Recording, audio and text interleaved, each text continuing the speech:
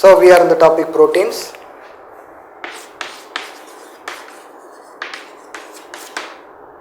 So நான் ஏற்கனவே சொன்ன மாதிரி ப்ரோட்டீன்ஸ் வந்து உடம்புக்கு ரொம்ப ரொம்ப முக்கியமான ஒரு போர்ஷன். ப்ரோட்டீன்ஸ் இல்லாமல் உடம்புல எந்த ஒரு போர்ஷனையும் எந்த ஒரு ஆட்டம் கூட மூவ் பண்ண முடியாது. ஸோ நாம் சாப்பிட்ற சாப்பாட்டில் ப்ரோட்டீன்ஸ் மினிமம் அட்லீஸ்ட் எவ்வளோ இருக்கணுங்கிறதுக்கு ஒரு standard. That particular standard is being defined by ICMR and WHO. ICMR, Indian Council for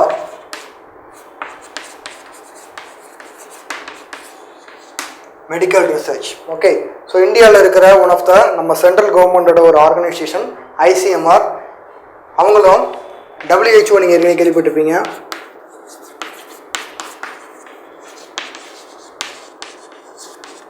world health organisation. இவங்க ரெண்டு பேரும் காமனாக ஒரு ஸ்டாண்டர்ட் ஃபிக்ஸ் பண்ணியிருக்கிறாங்க. அட்லீஸ்ட் நம்ம எவ்வளோ ப்ரோட்டீன் டெய்லி கன்சப்ஷன் இருக்கணும் அப்படின்னு.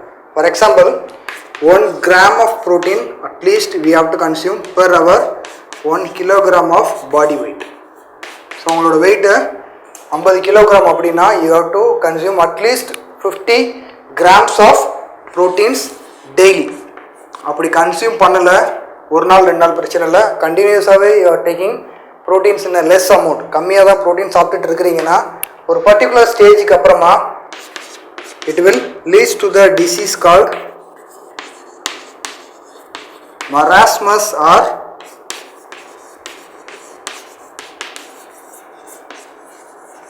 குவாஷியோர்கர். ஓகே, ஸோ நார்மலாக இது அடல்ட்ஸுக்கு அவ்வளோவா வரதில்லை. நான் ஏற்கனவே சொன்ன மாதிரி நாம் சாப்பிட்ற சாப்பாடு எல்லாமே ஃப்ரம் அனிமல் சோர்ஸ் இல்லைன்னா பிளான்ட் சோர்ஸ்லேருந்து வரதுனால normally we are getting the required protein. நார்மலாக இந்த மாதிரியான ப்ரோட்டீன் டெஃபிஷியன்சி டிசீசஸ் சின்ன சின்ன குழந்தைங்களுக்கு பிறந்ததுலேருந்தே சரியான சாப்பாடு இல்லாமல் 1 வயசு 2 வயசுக்குள்ளே இந்த மாதிரியான டிசீஸ் வரதுக்கான சான்சஸ் ரொம்ப ஜாஸ்தி.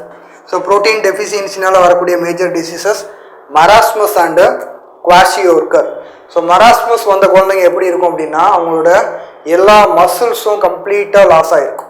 ஸோ அப்போ அவங்க பார்க்குறதுக்கு எப்படி இருப்பாங்க, வெறும் போன்ஸில் ஸ்கின்னை வச்சு போத்துற மாதிரி தான் இருப்பாங்க. ஸோ அந்த மாதிரியான அப்பியரன்ஸ் இருக்கிற அந்த குழந்தைங்களுக்கு அந்த டிசீஸ்க்கு பேர் மராஸ்மஸ். ஸோ எந்த மாதிரியான மசில் ப்ரோட்டீன்ஸ் எதுவுமே இல்லை, எல்லா ப்ரோட்டீன்ஸும் லாஸ் ஆகிடுச்சு ஆல்ரெடி. ஏன்னா already they are deficient of the required proteins. So proteins இல்லாதனால மசில்ஸ் லாஸ் ஆகிருக்கு, வெறும் ஸ்கின்னும் போன்ஸ் மட்டும் இருக்கிற மாதிரியான ஒரு அப்பியரன்ஸில் அவங்க இருப்பாங்க. So the second type of டிசீஸ்க்கு பேர் குவாஷியோர்கர். குவாஷியோர்கர் கிட்டத்தட்ட மராஸ்மஸ் மாதிரி தான் இருப்பாங்க. பட் இவங்களுக்கு வயிறு மட்டும் கொஞ்சம் உப்பி போய் இருக்கும், தலை கால் எல்லாம் ஒரு மாதிரி சூப்பி போன மாதிரி இருக்கும். பட் அவங்களோட பெல்லி மட்டும் என்லார்ஜாக ஒரு ஸ்ட்ரக்சரில் இருக்கும். அந்த மாதிரியான அப்பியரன்ஸும் it's a kind of disease call the protein deficiency disease kwashiorkor. Okay, so I summarize the proteins பா. வி ஆர் இந்த டாபிக் ப்ரோட்டீன்ஸ். நம்ம சாப்பிட்ற நியூட்ரிஷனில் one of the major component proteins are புரதம். ஸோ அது is made up of amino acids. Amino acids will form the polymeric structure or polypeptides. அப்படின்னா என்ன அர்த்தம், ஒரு அமினோ ஆசிட் இன்னொரு அமினோ ஆசிட்டோட பெப்டைட் பாண்ட் ஃபார்ம் பண்ணி it is gonna make the polypeptide structure. So அது ஃபார்ம் பண்ணி நமக்கு there are 2 types of amino acids available in the nature, essential amino acids and non-essential amino acids. 20 amino ஆசிட்ஸில் ஒரு 10 amino acids உங்கள் பாடி synthesise பண்ணவே முடியாது. அந்த 10 amino ஆசிட்ஸும் belongs to essential amino acids. அந்த remaining 10 amino acids non essential amino acids. அது நீங்கள் சாப்பிட்ற ஃபுட்டில் இருந்து உங்களுக்கு ஈஸியாக கிடைச்சிடும். So there are 4 levels of protein structures நம்ம பார்த்தோம். It may be a primary level, it may be a secondary, it may be a tertiary or it may be a quaternary. Primary levelங்கிறது the arrangement of proteins in the arrangement of amino acids in the particular order. அது செயினாக மட்டும் நம்ம பார்க்க போகிறோம். நார்மலாக நமக்கு understand பண்ணிக்கிறதுக்காக நம்ம primary level படிக்கிறோம். But நேச்சராக primary லெவலில் ப்ரோட்டீன் இருக்காது. அது செகண்டரியா டெர்ஷரியா குவாட்டனரியாக மாறிடும். அது ஏதாவது ஒரு பர்டிகுலர் ஷேப்பில் இருந்தால் தான் it can work as a functional protein. Okay, so proteins நான் ஏற்கனவே சொன்ன மாதிரி ரொம்ப ரொம்ப necessary item for a human body. எவ்வளோ நெசசரி அப்படிங்கிறத ஒரு ஸ்டாண்டர்ட் ஃபிக்ஸ் பண்ணியிருக்கிறாங்க. இந்தியாவில் சென்ட்ரல் கவர்மெண்ட்டில் இருக்கிற ஆர்கனைசேஷன் ICMR-ம் இந்த வேர்ல்டு ஹெல்த் ஆர்கனைசேஷனும் சேர்ந்து at least 1 gram per 1 kilogram of the human body weight. அப்படின்னா ஃபார் எக்ஸாம்பிள் உங்களோட weight 50 kg you have to consume at least 50 grams of protein. நம்ம ஒரு முட்டை சாப்பிட்டோம்னா அதில் 40 to 60 grams ஆஃப் ப்ரோட்டீன் இருக்குது. அட்லீஸ்ட் ஒரு முட்டையாவது நம்ம சாப்பிட்டோம்னா it will be more then enough for a adult human being.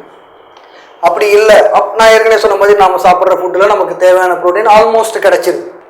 Unless நிறைய ஏழைங்க கஷ்டப்படுறவங்க வெறும் ரைஸ் மட்டும் சாப்பிட்டுட்டு இருப்பாங்க, தண்ணி ஊற்றி வெறும் ரைஸ் சாப்பிட்டுட்டு இருப்பாங்க. அவங்களுக்கு கண்டிப்பாக ப்ரோட்டீன் டெஃபிஷியன்சி வரும், மசில் டோன் எதுவுமே இருக்காது, வெறும் எலும்பு மாதிரி இருப்பாங்க. அப்படி இல்லாமல் நார்மலாக நம்ம மாதிரி ஒரு மிடில் கிளாஸில் சாப்பிட்றவங்களுக்கு நார்மலாக ப்ரோட்டீன், ரெக்வயர்டு ப்ரோட்டீன் நமக்கு கிடைச்சிடும்.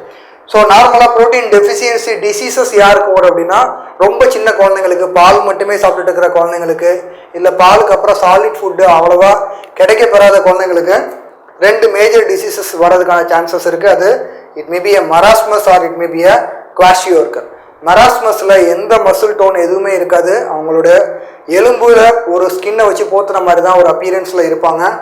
ஹெவி டயரியா கூட அவங்களுக்கு இருக்கிறதுக்கான சான்சஸ் இருக்குது. ஸோ அந்த மாதிரியான சிம்டம்ஸ்க்கு டிசீஸ் இருந்துச்சுன்னா அதுக்கு பேர் ப்ரோட்டீன் டெஃபிஷியன்சி டிசீஸ் மராஸ்மஸ். குவாஷியோர்கரில் இவங்களுக்கு கிட்டத்தட்ட அதே மாதிரியான சிம்டம்ஸ் இருக்கும். வயிறு மட்டும், பெல்லி மட்டும் என்லார்ஜ் ஆகியிருக்கும், தலை கை காலெல்லாம் சூம்பி போன மாதிரி இருக்கும். அந்த மாதிரியான டிசீஸ்க்கு பேர் kwashiorkor. Okay, so this is the importance of the proteins in the topic nutrition, and we are going to see the next topic, lipids.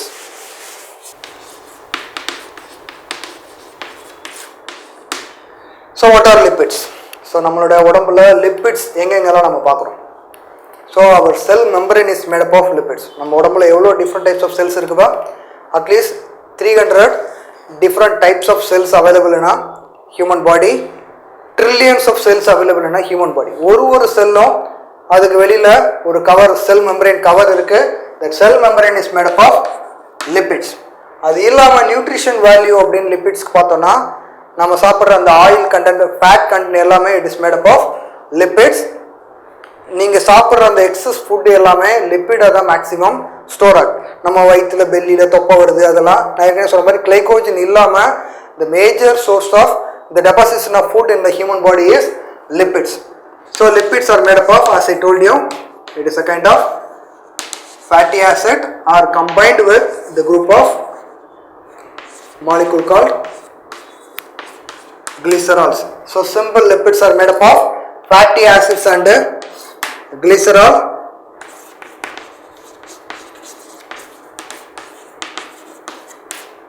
So simple lipids க்கு இன்னொரு பேரு triglycerides. So triglycerides, அதில் ஒரு glycerol molecule, ஒரு 3 fatty acid molecule அதில் இருக்குது. So lipids are the major components of food. It is made up of fatty acids and glycerols. Simple lipids அது இன்னொரு பேர் triglyceride. Triglyceride is made up of glycerol and fatty acids.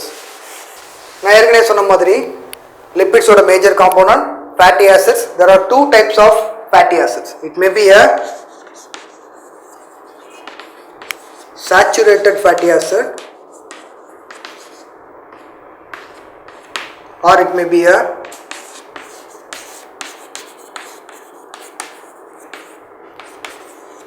unsaturated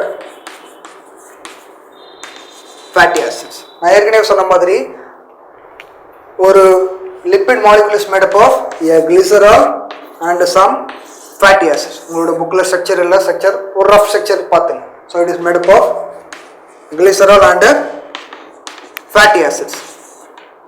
Okay, so இந்த fatty acid is nothing but made up of carbon and hydrogen chain. The complete chains of carbon and hydrogen. So saturated refers to there is no double bond over here. Saturated means there is no double bond structure available in the fatty acids. So ஒரு lipid structure நாம போட்டிருக்கிறோம். It is made up of a glycerol and fatty acids.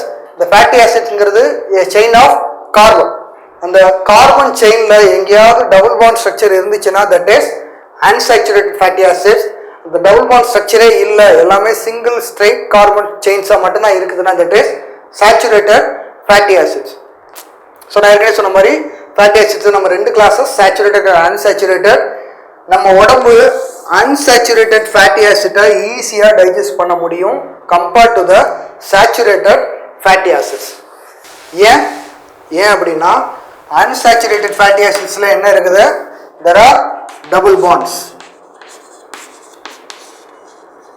அந்த fatty acids ஓட carbon chainsல there are double bonds இருக்கு. Double bonds இருக்கிறதுனால அந்த structure அவ்வளோ ஸ்ட்ராங்காக இருக்காது. ஸோ நம்மளோட ஈஸியாக அதை பிரேக் டவுன் பண்ணி டைஜஸ்ட் பண்ண முடியும். So unsaturated fatty acids are easy to oxidize and digest. நம்ம உடம்புல நம்ம சாப்பிட்ற whatever may be the food, அது கார்போஹைட்ரேட்டாக இருக்கலாம், ப்ரோட்டீனாக இருக்கலாம், லிப்பிடாக இருக்கலாம், அதை நம்ம பிரேக் டவுன் பண்ணி சின்ன சின்ன மாலிகூல்ஸாக மாற்றுறதுக்கு நடக்கிற ப்ராசஸ் பேர் ஆக்சிடேஷன், அடிஷன் ஆஃப் ஆக்சிஜன். நம்ம இன்ஹேல் பண்ணுற ரெஸ்பிரேஷனில் கொடுக்குற ஆக்சிஜனோட ரோல் இதுதான். Oxidation means you're gonna break down the complex molecule into simple molecules. So இங்கே எது ரொம்ப ஈஸி? சேச்சுரேட்டட் ஃபேட்டி ஆசிட்டை டைஜஸ்ட் பண்ணுறதை விட அன்சேச்சுரேட்டட் ஃபேட்டி ஆசிட்டை ஆக்சிடைஸ் பண்ணி டைஜஸ்ட் பண்ணுறது நமக்கு ரொம்ப ஈஸி. ஸோ நார்மலாக ரொம்ப வயசானவங்களுக்கு இல்லை ஹை பிளட் ப்ரெஷர் இருக்கிறவங்களுக்கு என்ன மாதிரியான ஆயில் நம்ம சேர்த்துக்கலாம்? சேச்சுரேட்டட் நார்மல் ஃபேட்டி ஆசிட்டை சேர்த்துக்க மாட்டோம், அவங்களுக்கு அன்சேச்சுரேட்டட் ஃபேட்டி ஆசிட் நம்ம சேர்த்துக்கலாம். இன்றைக்கி நமக்கு கமர்ஷியலாக கிடைக்கிற அந்த அன்சேச்சுரேட்டட் ஃபேட்டி ஆசிட் நம்ம பார்க்கலாம். நிறைய நம்ம யூஸ் பண்ணுற வீட்டில் யூஸ் பண்ணுற ஆயில்ஸில் பியூஃபா அப்படின்ற டேர்ம் போட்டிருப்பாங்க. PUFA refers to poly unsaturated fatty acid compounds, poly unsaturated fatty acids. இது நம்ம காமனாக நம்ம யூஸ் பண்ணுற வீட்டில் யூஸ் பண்ணுற இந்த சன்ஃப்ளவர் ஆயில் இல்லை மற்ற ரீஃபைண்ட் ஆயில் எல்லாமே it is made up of poly unsaturated fatty acids. இதோட பர்பஸ் என்ன? It is easy to oxidise and digest. So almond oil, olive oil use பண்ணியிருப்பாங்க நிறைய வீட்டில், ஆலிவ் ஆயில் பணக்காரங்க யூஸ் பண்ணுவாங்க. அதோட பர்பஸ் என்ன? ஈஸியாக அந்த மாதிரி பிளட் ப்ரெஷர் பேஷண்ட்டுக்கு இல்லை வயசான பேஷண்ட்டுக்கு ஈஸியாக டைஜஸ்ட் பண்ணுறதுக்கு அது யூஸ்ஃபுல்லாக இருக்கும். ஸோ நம்ம சாப்பிட்ற அந்த சாப்பாட்லேயே அதிகமாக எனர்ஜி ப்ரொடியூஸ் பண்ணக்கூடியது, கொடுக்கக்கூடியது எதுன்னு நினைக்கிறீங்க? நம்ம இது வரைக்கும் கார்போஹைட்ரேட் பார்த்துருக்குறோம், ப்ரோட்டீன் பார்த்துருக்குறோம், லிப்பிட் பார்த்துருக்குறோம். Comparatively lipids are fatty acids வந்து ஒரு கிராம் ஃபேட்டி ஆசிட் நீங்கள் சாப்பிட்டீங்கன்னா you are getting at least 9.3 calories of energy. So what do you mean by calorie pa? 1 kilo water எடுக்கிறீங்க, 1 kg of water heat பண்ணுறீங்க. Okay, you have to increase the water into அதில் whatever may be the water. Okay, அதோட டெம்பரேச்சரை 1 degree increase பண்ணுறதுக்கு உங்களுக்கு எவ்வளோ temperature தேவையோ that is called the calorie. 1 calorie refers to you need the particular temperature to increase 1 kg of water by 1 degree centigrade. இது நம்ம இன்னும் டீட்டெயிலாக நம்ம ஃபர்தராக இதே நியூட்ரிஷன் டாப்பிக்கில் பார்க்கும்போது நம்ம பார்க்க போகிறோம். ஸோ உனக்கு இப்போ என்ன தெரியணும்?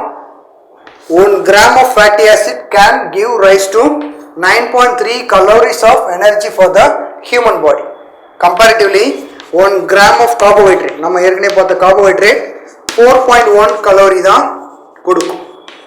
ஓகே, ஸோ நம்ம சாப்பிட்ற சாப்பாட்லேயே கம்பேரிட்டிவ்லி கார்போஹைட்ரேட்டை விட ப்ரோட்டீனை விட லிப்பிடில் தான் அதிகமான கலோரி வேல்யூ இருக்குது. நாம் டெய்லி சாப்பிட்ற எனர்ஜியில் 25%லேருந்து 35% வரைக்கும் we are getting the calories from the fat. Comparatively நீங்கள் நிறைய ரைஸ் சாப்பிட்லாம், நிறைய ப்ரோட்டீன் சாப்பிட்ற மாதிரி இருக்கும். பட் நீங்கள் சாப்பிட்றதுல அதிகமான கலோரிஸ் உங்களுக்கு நீங்கள் ஊற்றுற அந்த கம்மியான எண்ணெயில் you will get 25 to 30% of the calorie. ஏன்னா அதோட வேல்யூ பர் கிராமுக்கு அதோட கலோரி வேல்யூ ரொம்ப ஜாஸ்தி. Okay, so we have seen the topic lipids. Lipids are nothing but a polymeric structure of fatty acids and glycerols. So lipids வந்து as I told you it is a poly fatty acids. Fatty acids எல்லாம் join பண்ணி glycerolோட ஒரு compound form பண்ணுது. It may be a saturated or it may be a unsaturated. Unsaturated digest பண்ணுறதுக்கு ரொம்ப easy. கமர்ஷியலாக available unsaturated fatty acids called PUFA. PUFAங்கிறது கமர்ஷியலாக நமக்கு சன்ஃப்ளவர் ஆயிலாவோ ஆலிவ் ஆயிலாவோ அவைலபிள். கம்பேரிட்டிவ்லி கார்போஹைட்ரேட்ஸோட ப்ரோட்டீன்ஸோட கம்பேர் பண்ணும்போது லிப்பிட்ஸோட எனர்ஜி வேல்யூ ரொம்ப ஜாஸ்தி. நம்ம கொஞ்சமாக கன்சியூம் பண்ணால் கூட we are getting so much of energy from the lipids. So இன்றைக்கி நாம் பார்த்தது நியூட்ரிஷன்ற டாப்பிக்கில் carbohydrates, proteins and lipids. From the next class we are going to see the vitamins and other nutritional properties. இந்த last கிளாஸில் நம்ம nutrition start பண்ணோம். Human ஃபிசியாலஜியில் nutrition topic பார்த்துட்டு இருந்தோம். as I told you, human ஃபிசியாலஜியில் நிறைய டாபிக்ஸ் இருக்குன்னு பார்த்தோம். அதில் நியூட்ரிஷன், டைஜஷன், எக்ஸ்கிரேஷன், ரீப்ரொடக்ஷன் நிறைய டாபிக்ஸ் பார்க்க போகிறோம்னு சொல்லியிருந்தோம். அதில் நியூட்ரிஷன் நம்ம ஸ்டார்ட் பண்ணிடணும். ஸோ நியூட்ரிஷனில் நம்ம கார்போஹைட்ரேட்ஸ் பார்த்து முடிச்சிட்டோம், ப்ரோட்டீன்ஸ் பார்த்துட்டோம், அண்ட் லிப்பிட்ஸ் கம்ப்ளீட் பண்ணிட்டோம். And today we are going to see something about the vitamins.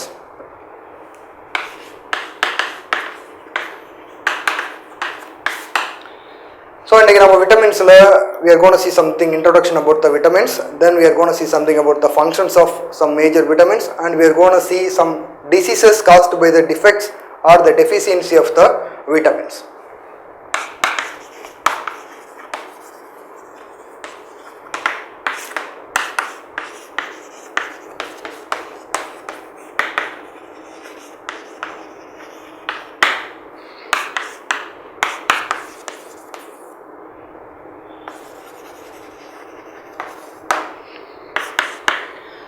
So vitamins are, as I told you, is a kind of organic molecule. It is a very small organic molecule compared to the carbohydrates and the proteins. Compared to other food components, நம்ம food components பார்த்துட்டு இருக்கிறோம். carbohydrate, proteins, lipids ஓட compare பண்ணும்போது ஒரு human bodyலையும் the amount of vitamins are in very lesser quantity. It is in the very trace amount and there is no energy value. நம்ம போன கிளாஸில் பார்த்தோம், கார்போஹைட்ரேட்க்கு ஒரு எனர்ஜி வேல்யூ இருக்குது, லிப்பிட்ஸ்க்கு ஒரு எனர்ஜி வேல்யூ இருக்குது, ப்ரோட்டீன்ஸ்க்கு ஒரு எனர்ஜி வேல்யூ இருக்குது. அதை நான் சாப்பிட்றதுனால அதை மெட்டபலைஸ் பண்ணி we are getting some energy from the particular carbohydrate, proteins and lipids.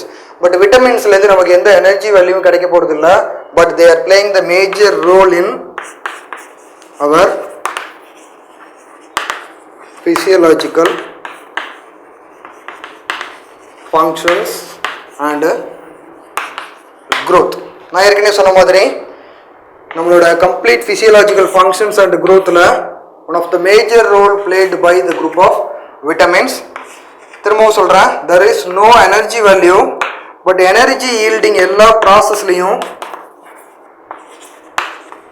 அதை கண்ட்ரோல் பண்ணுற வேலையெல்லாம் it will be done with the help of vitamins.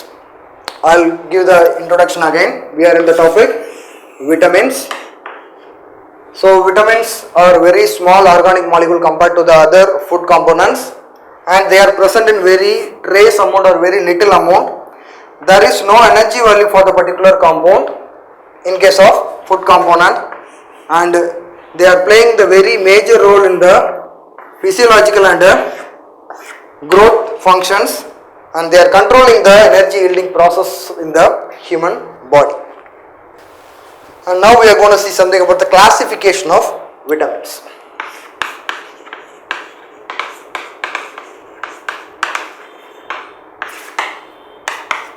So the vitamins are classified into vitamin A, vitamin B, vitamin C, vitamin D, vitamin E and vitamin K. So vitamins are classified into vitamin A, B, C, D, E and K. So vitamin B there are some subtypes.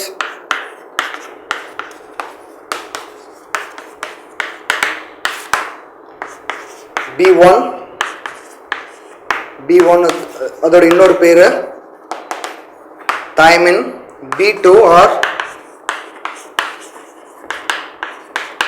riboflavin. B6 or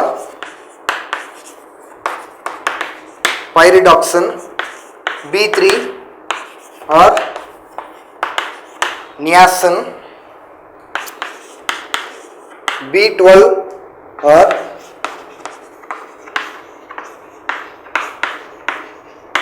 cyanocobalamin and biotin. Okay, so we are in the classification of vitamins. Vitamins எப்படி எப்படிலாம் classify பண்ணலாம்? There are some letters given to the vitamins. Vitamin A, B, C, D, E and K. So in the classes la vitamin B classes again நிறைய sub classes நம்ம divide பண்ணலாம். Vitamin B1 அதோட இன்னொரு பேரு vitamin thiamine. B2 riboflavin. Vitamin B6 pyridoxine. Vitamin B3 niacin. Vitamin B12 cyanocobalamin and biotin. இது எல்லாமே the subclasses of the vitamin B. So in the whole classes la vitamin B and C are water soluble. So what do you mean by water soluble pa? இந்த ரெண்டு vitamin மட்டும் தான் இந்த total கிளாசிஃபிகேஷன்லயே இந்த ரெண்டு vitamin மட்டும் தான் தண்ணியில கரையக்கூடியது. Remaining A, D, E, K எல்லாமே வாட்டர்ல டிசால்வ் ஆகாது. So vitamin A, D, E and K are insoluble in the water. So நம்ம விட்டமின் பி சி இருக்கிற ஃப்ரூட்ஸ் நம்ம சாப்பிட போகிறோம் அப்படின்னா என்ன பண்ணக்கூடாது, அதை வாங்கிட்டு சின்ன சின்னதாக கட் பண்ணிவிட்டு வாட்டரில் நல்லா வாஷ் பண்ணிவிட்டு சாப்பிட்டா என்ன ஆகும், you won't get the required vitamin in your particular food. ஏன் என்ன ஆகும், அதில் இருக்கிற அந்த விட்டமின் பி அண்ட் சி நீ கட் பண்ணிவிட்டு வாஷ் பண்ணும்போது it will dissolve in the water and it will wash away with the water. So you won't get the required vitamin from the particular fruits and vegetables. So vitamin B and C are water soluble. Vitamin A, D, E and K are water insoluble. I'll come again with the classification. There are classes A, B, C, D, E and K. Adula B and C are water soluble. The remaining four are water insoluble. And the vitamin B la there are subclasses B1, B2, B3, B6, B12 and biotin.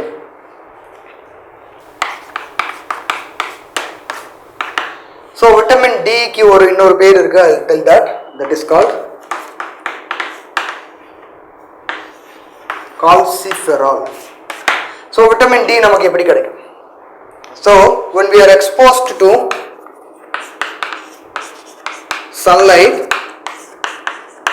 our skin will synthesize the particular vitamin D from the compound called ergosterol. So ergosterol is a kind of lipids present just beneath our skin. நம்ம ஸ்கின்னுக்கு கீழே இருக்கிற ஒரு lipid compound, அதுக்கு பேர் எர்கோஸ்டீரால். இந்த எர்கோஸ்டீரால் இருந்து சன்லைட்டையும் use பண்ணி நம்மளோட skin will synthesizes the particular vitamin D. So vitamin D எப்படி மட்டும்தான் நமக்கு கிடைக்கும், we have to synthesize our required vitamin D only when we are exposing to the sunlight. So அதுக்கு இன்னொரு பேர் இருக்கு, because we are getting the vitamin from the sunlight. இந்த விட்டமின்க்கு இன்னொரு பேர் sunshine vitamin. So sunshine vitamin நம்ம ஏன் அதை சொல்றோம், because we are getting the particular vitamin from the sunlight with the help of the particular skin synthesis. So next we are going to see the functions of vitamins. அதுக்கு முன்னாடி இன்னும் ஒரே ஒரு term introduction நான் சொல்லி கொடுத்துறேன் உங்களுக்கு, that is called vitaminosis. So what do you mean by vitaminosis? For example, vitamin A, D, E, K. இந்த vitamins நாம சாப்பாட்டுலோட சேர்த்து சாப்பிட போறோம். Suppose we are taking so much amount, நமக்கு எவ்வளவு தேவையோ அந்த அமௌண்ட்டை விட ஜாஸ்தியா எடுக்கிறீங்க, ஓகேவா, you are taking intake larger amount than your required quantity. So what will happen, that will leads to a disease called vitaminosis. So vitamin கம்மியா எடுத்தாலும் you are going to get the disease. இந்த type of vitamins நீங்க தேவைக்கு அதிகமா எடுத்தாலும் you are going to get the disease. That particular syndrome is called vitaminosis. And now we are going to see the functions of vitamins one by one.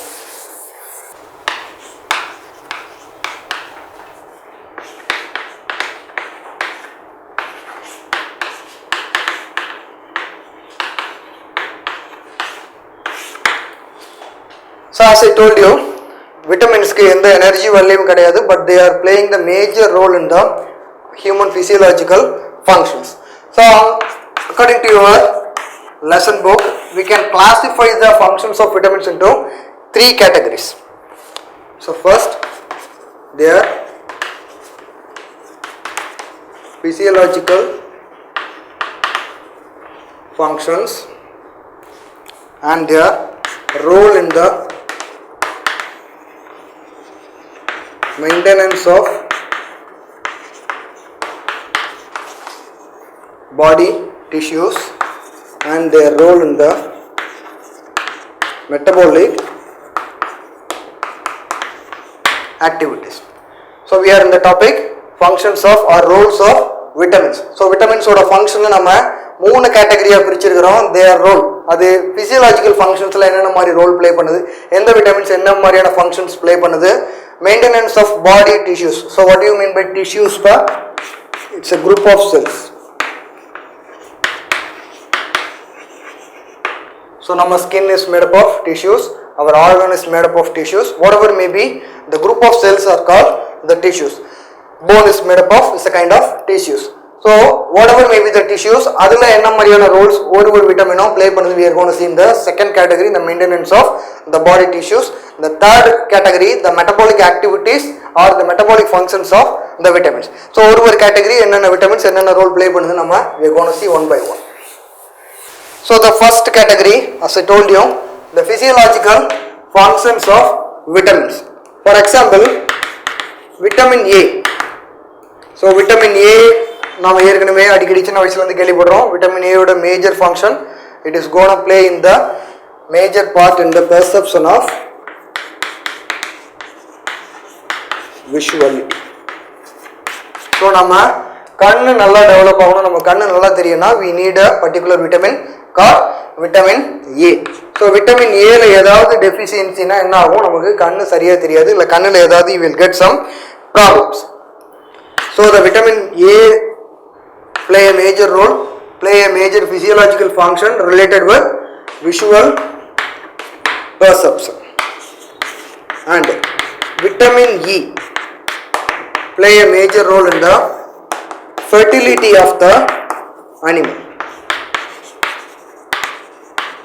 So whatever may be the animal, அது எந்த மேமல்ஸா இருக்கலாம், for example human பீயிங்ல அந்த அனிமலோட fertility character, அதோட reproduction ability character improve பண்றதுக்கு you need a particular vitamin called vitamin E. And vitamin K plays a major role in the blood clotting. So நமக்கு அடிபட்ட உடனே இமிடியேட்டா blood வெளியில வர ஆரம்பிக்குது, டிஷ்யூல எங்கேயாவது கட்டாச்சுன்னா அது அந்த இடத்துல அது ஒரு ஃபைபர் மாதிரி ஒரு நெட் ஃபார்ம் ஆகி கிளாட் ஆனாதான் ஃபர்தரா பிளட் வரது ஸ்டாப் ஆகும். அதை ஸ்டாப் ஆகுது, there are so many proteins involved over there. அந்த புரோட்டீன் கரெக்டா ஃபங்க்ஷன் ஆகுறதுக்கு you need a major role or major help from the vitamin called vitamin K.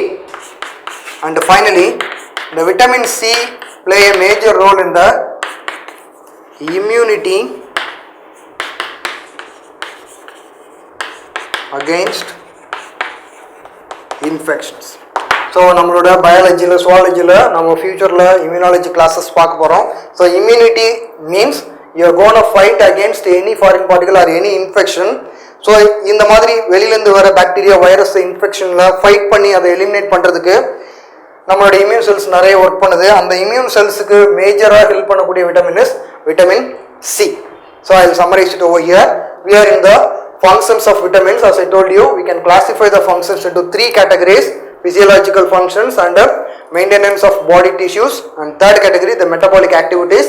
The first one is physiological functions. Adula there are four vitamins participates in the physiological functions. Vitamin A participates in the perception of the visual aid, and the vitamin E participates in the fertility of any animal including the human being, and vitamin K participates in the formation of the blood clotting, and the vitamin C helps in the immunity against the infections. So the second category in the under the heading functions, we are in the maintenance of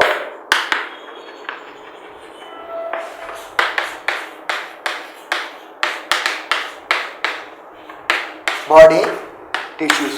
As I told you, the tissue refers to the group of cells. So இதுலயும் நம்ம கிட்ட இருக்கிற major vitamins எல்லாம் வேற வேற மாதிரியான டிஷ்யூஸ்ல participate பண்ணுது. For example vitamin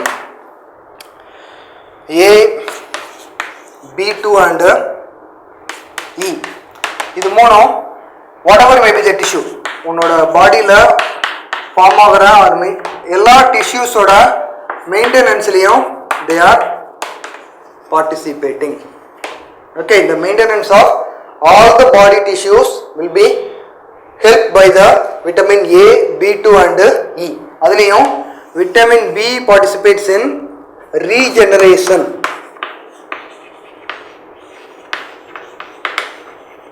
Regeneration or rejuvenation. So what do you mean by regeneration? ஒரு செல் டேமேஜ் ஆயிடுது இல்லை எலிமினேட் ஆயிடுது, அந்த டிஷ்யூ திரும்ப ஃபார்ம் ஆகணும் அப்படின்னா that is called regeneration. Regeneration means reformation. திரும்ப அந்த அடிபட்ட டிஷ்யூவோ இல்லை ரீப்ளேஸ் ஆன டிஷ்யூவும் திரும்ப ஃபார்ம் ஆகிறது தான், that is called rejuvenation or regeneration. So ஒரு டிஷ்யூ ரீஜெனரேட் ஆகுறதுல there is a major role played by the vitamin E. நான் ஏற்கனவே சொன்னேன் விட்டமின் டி யோட மேஜர் ரோல் என்ன, vitamin D will be synthesized with the help of sunlight. Vitamin D இல்லைன்னா நம்மளோட phone ரொம்ப வீக் ஆயிடும். அப்படின்னு என்ன அர்த்தம், they are participates in the maintenance of the bone tissues. so bone நம்மளோட teeth, கால்சியம், பாஸ்பர் இருந்து காம்பவுண்ட் நம்ம போன் எந்தெந்த டிஷ்யூஸ்லாம் நம்ம டெபாசிட் பண்ணி வளர்க்குறோமோ அந்த ஸ்ட்ரக்சர்ஸ் எல்லாமே டெவலப் ஆகிறதுக்கு என்னோட help from the vitamin D. Vitamin D இல்லை அப்படின்னா நம்மளோட போன் டெவலப்மெண்ட் இருக்காது, டீத் டெவலப்மெண்ட் இருக்காது, ஓவரால் கம்ப்ளீட் growth எஃபெக்ட் ஆகும். It may leads to death. And the third vitamin we are going to see over under the heading over here, vitamin B1. so vitamin B1 க்கு இன்னொரு பேர் என்ன சொன்னா, that is thiamine. so thiamine plays a role in the formation of